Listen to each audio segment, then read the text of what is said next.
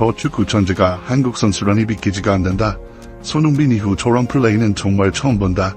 손흥민의 뒤를 이을 좌측 윙포워드를 물색 중인 토트넘의 내부 소식에 정통한 영국의 한 매체가 한국에 있는 선수를 곧 영입할 계획이며 거의 개인 합의까지 완료되었다고 보도하면서 조만간 합의만 된다면 재임대가 되거나 곧바로 프리시즌에 합류하게 될 것이다라고 말해 많은 팬들의 궁금증이 폭발하고 있습니다. 이 매체는 토트넘의 스카우터들은 이 선수에 대한 영입 리포트를 작성하는 과정에서 손흥민에게서나 보여지던 몇몇 특징들을 발견하고 경악을 금치 못하고 있다고 말하고 있는데요. 도대체 어떤 상황인지 풋볼 매거진이 자세히 알아보겠습니다. 많은 축구 전문가들은 지난 시즌에 토트넘은 해리 케인이 빈 루이 적한 후에 공격팀 전체의 밸런스가 무너져 손흥민 혼자 엄청난 고생을 한 시즌이라고 말했습니다. 이들은 해리 케인과 손흥민은 서로의 단점을 보완하고 장점을 극대화하는 세계 최고의 공격 듀오라고 말하면서 해리 케인의 단점은 다리가 느리고 상대 수비 뒷공간으로 순간적으로 침투하는 동작이 별로 없고 최전방에서 상대 수비의 빌드업을 적극적으로 압박하지 않는 단점을 가지고 있다고 말했습니다. 이 단점이 유로 2024에서 적나라하게 드러나면서 영국 현지 매체들과 전문가들은 손흥민처럼 움직이지 않으려면 손흥민 같은 선수를 옆에 붙여야 한다고 목소리를 높일 정도였습니다. 하지만 해리 케인의 장점은 최전방 원톱 스트라이커임에도 불구하고 넓은 패스 시야를 가지고 있고 페널티 박스 안에서 통물적인 위치 선정과 상대 수비와의 몸싸움에서 공을 지키는 능력, 그리고 뛰어난 헤딩 실력을 가졌다는 것입니다.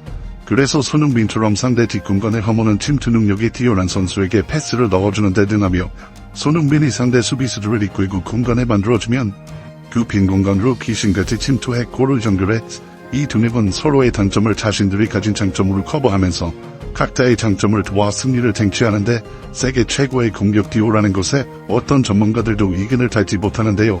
그러나 해리 케인이 토트넘에서 빠지고 난 뒤 원톱으로 출전하는 지샬리송의 처참한 결정력 때문에 손흥민이 그 자리에 들어가면서부터 상황이 급변합니다.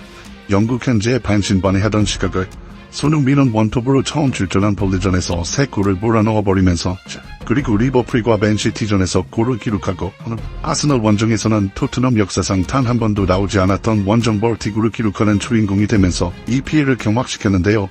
포스테코글루는 과거 인터뷰에서 해리 케인이 빠지고 난 뒤 손흥민을 원톱으로 기용한 것은 어쩌다 나온 플랜이 아니다라고 말했습니다.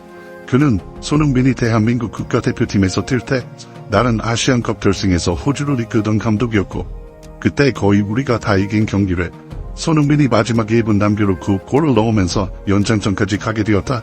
나는 그 모습을 보고 반드시 손흥민을 내가 이끄는 팀의 원톱으로 기용하겠다고 마음먹었다.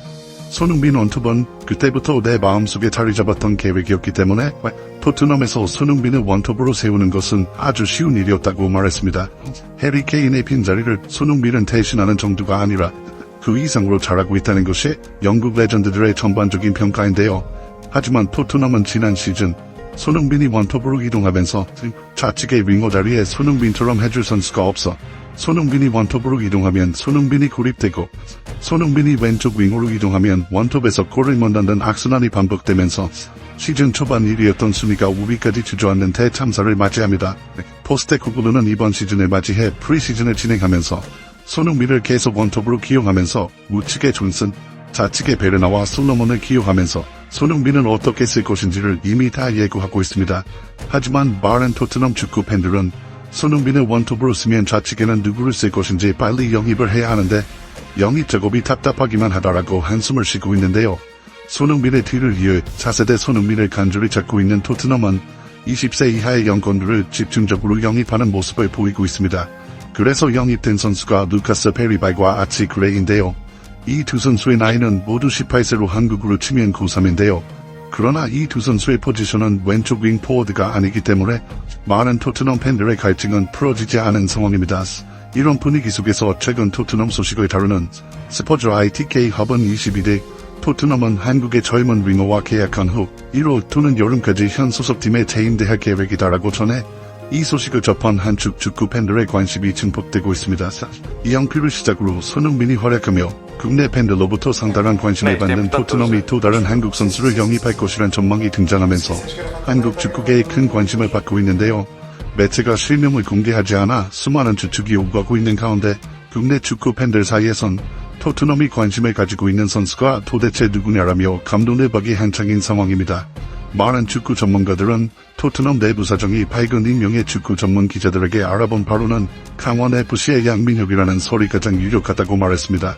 이들의 주장이 근거가 있는 또 다른 이유는 강원FC의 김병지 대표가 지난달 27일 구단 유튜브 채널을 이용한 라이브 방송을 통해 PL 빅식스 클럽이 양민혁에게 관심을 보냈고 이적료로 400만 유로를 제시했다.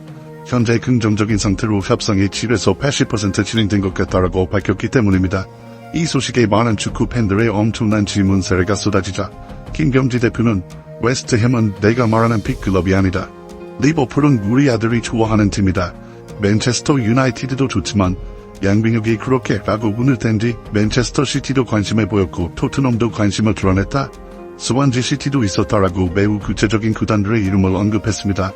여기에 토트넘이 양민혁을 노리고 있음을 전하는 여러 이적설이 구체적으로 터져나오자 많은 축구 전문가들은 김병지 대표가 80% 전후의 이적 작업이 완료되었다는 것은 개인 합의가 다 끝나고 구단 간 합의만 남았다는 뜻이라고 말하며 이적이 거의 성사된 것이라고 말했습니다.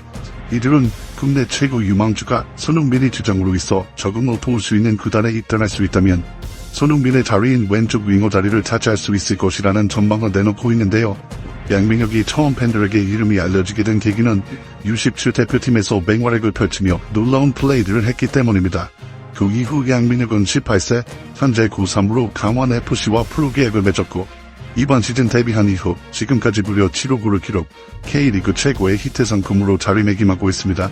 몇몇 전문가들은 양민혁은 왼쪽 윙어로 서는 것이 자신의 주 포지션인데 오른쪽 위치에서의 슈팅도 매우 잘한다고 말하며 드리블을 치고 들어가며 대각선을 그리며 상대 골문으로 들어가고 페널티 박스 바깥에서도 오른발 가마차기로 상대 골문에 골을 꽂아놨는데 이런 플레이 자체가 손흥민과 상당히 유사하다는 평가를 받는다고 분석했습니다.